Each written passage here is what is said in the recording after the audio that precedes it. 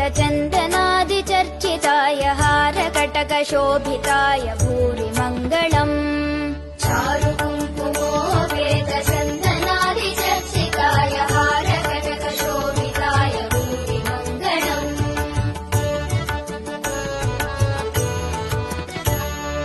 ललितरत्नकुण्डलाय तुलसीवनमालिकाय जलदसदृशदेहाय चारुमङ्गलम्। ललितरत्नकुण्डलाय तुलसीवनमालिकाय जलदसदृशदेहाय चारुमङ्गलम्।